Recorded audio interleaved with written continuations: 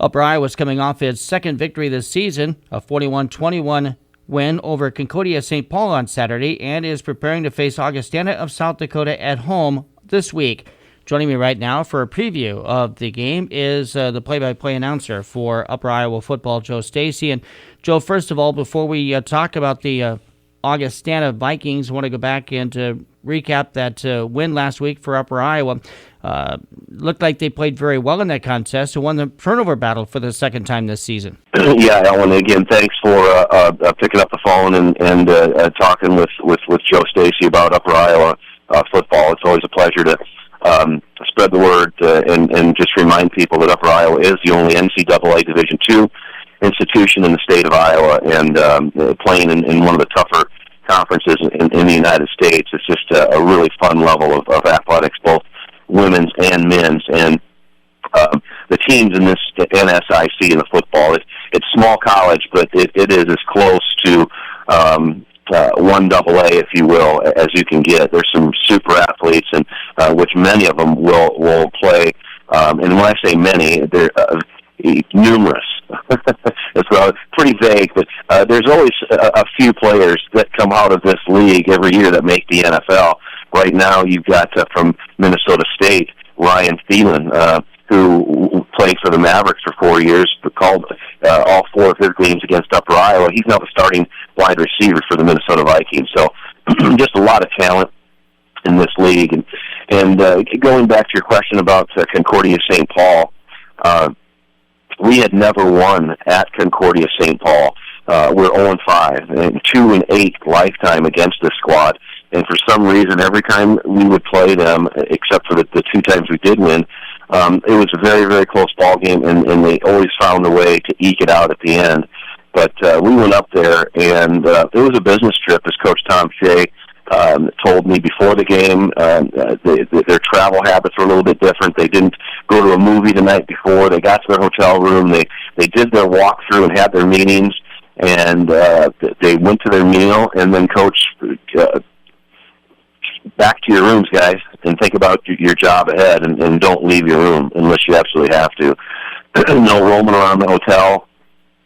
Just sit and focus on the job ahead of you. And that's what they did. They came out and smacked the Golden Bears in the mouth, and the defensive side of the football was just outstanding all day long for Upper Iowa. They forced 13 tackles for loss, which is almost unheard of. You have Eric Munoz, who's a freshman for Upper Iowa, and they had to burn his red shirt due to injuries with Zach Gardner and Matt Sharp. But Eric Munoz had 13 tackles, one for a tackle and a half for loss, a sack, and an interception. Adam Lytle responded with 10 tackles, 2 tackles for loss in his first game back from an injury. Another freshman, Mitchell Seek from Denver, 9 tackles. Nate Romer, 2.5 tackles for loss, and Big JoJo Simpson from Cedar Rapids, Iowa, defensive lineman. It was funny watching him. Joe Bush batted the ball in the air on a pass by Concordia St. Paul. JoJo Simpson bobbled it, fumbled it, stumbled it, and gathered it in, put a fork in it, and went 50 yards for a pick six. Just a tremendous defensive effort.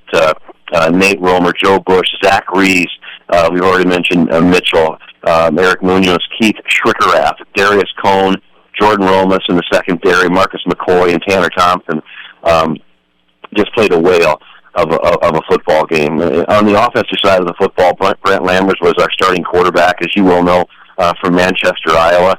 Upper Iowa decided to sit the more athletic and better passer, quite frankly. They decided to sit him after, 16 turnovers, 13 interceptions, and give the ball to Brent Lammers to see what he could do. And he hasn't proven himself as a passer quite yet as far as getting the ball in the end zone. He has yet to throw for a touchdown.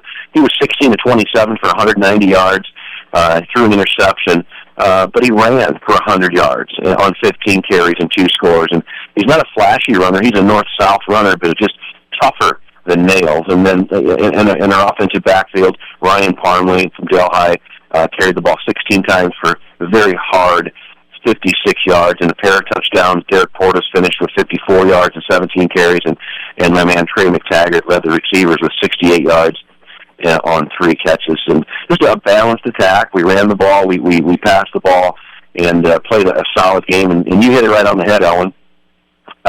Anytime you win the turnover battle and you throw in a defensive score, you're more than likely going to win the game, and it was a very complete game for Upper Iowa. I know this team hasn't really been down on itself, but I know they had a team meeting a couple weeks ago, Joe, to kind of take ownership in what has happened with that 2-4 start, or 1-5 start, correction.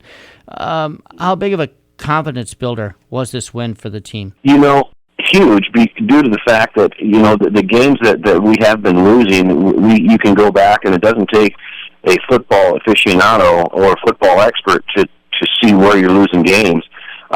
You get in the red zone 8-9 times and you don't score, and 4 of those are interceptions. So we had been in every single game we had played this season, and each and every time we lost the game, it was due to a ill-timed turnover in key situation in the ball game. So when these guys got together with Tom Shea as seniors, they just wanted to convey to Coach that they were still working hard, that they still had as much passion as they did when they started the season, when it was optimistic and they thought they could have their 4th 6-5 season in a row, or winning season in a row. Heck, they were even thinking 7-8 wins to start the season. But it'll lift them to new heights. It'll be interesting to see what happens at that quarterback position. From the broadcaster's point of view, I haven't talked with Coach this week. Brent Lammers is a leader. He is tough as nails. He is not as athletic as Dimitri Morales. So the Upper Iowa coaching staff has a tough job this week, whether to put Brent Lammers behind center or Dimitri Morales, because the team that comes to town, as you know, they're very, very tough. The Augustana Vikings last year, Augustana Vikings finished 9-3. They made the national playoffs. They won the NSIC championship in the South with a 6-1 record, and they ended up in the top 25, as I mentioned. They bring back Trey Hyde at quarterback, and 2 of his favorite receivers, Matt Heller and Charlie Hayes. And last week they threw for over 397 yards, and then they rushed for another 280-some. It was just a gaudy number offensively, and they put up points and they stop people on defense. They bring all 11 starters back on offense and 6 or 7 on defense, and their record doesn't indicate how good they are. They're 4-3, 1-2, but the 3 teams they've been beaten by are all top 3 teams in the NSIC. Traditionally, this has not been a very good matchup for Upper Iowa. This will be the 14th meeting overall between the 2 teams, and Upper Iowa's won only once in those previous meetings. Yeah, like I said, Augustana has a very well-built traditional football powerhouse up there, and again, it just speaks of how tough this Northern Sun Intercollegiate Conference is. And you take your high school players from Iowa, and if you're a good high school player, if you go to any one of these schools, you're not going to play as a freshman typically. You're going to have to redshirt, and you're going to have to earn.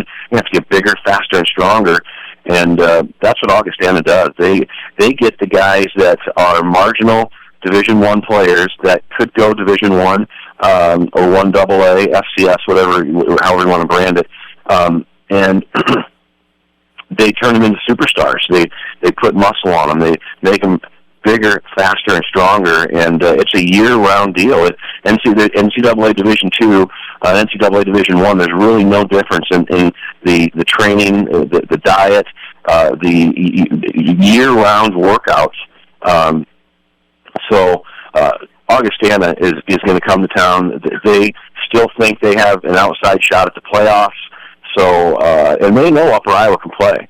So they're going to come and they're going to punch Upper Iowa in the face, and they're very confident that they can get a win at Harms Eyesight Stadium Saturday afternoon. Home game for Upper Iowa on Saturday, starting at 3 p.m. Pre-game coverage on AM 950 KOEL is at 2:30 in the afternoon. It's also a special day for the Peacocks. Upper Iowa is hosting a Salute to Service Day. Yeah, Upper Iowa always is very cognizant of the community, as are all of these institutions. But Upper Iowa is right there with the best of the best. And David Miller, the athletic director, Howie Thompson, Brock Wissmiller, these folks have put together a salute to service day. All police, fire, paramedics, first responders, they're admitted free. And just some special things going on for all those fine folks who a lot of people take for granted, and nowadays with so much upheaval against these people who, quite frankly, when they leave their house at the beginning of each day, whether they're men or women, they don't know if they're going to come back to see their spouse or their family because they're out there protecting us. And the firefighters and the paramedics, they're there to serve us, and we owe them. And so, Upper Iowa just wants to give them an afternoon of enjoyment and a little recognition. Salute to Service Day again on Saturday. Harms Eichheit Stadium, 3 p.m. Upper Iowa hosting Augustana of South Dakota. It's a 2:30 p.m. pregame show on AM 950 KOEL with Joe Stasi on the call. And Joe, as always, thanks for your time today. Thank you, Elwin. Upper Iowa always, again, wants to extend a high five to you for your professionalism and covering Upper Iowa each and every week. Thanks, Elwin.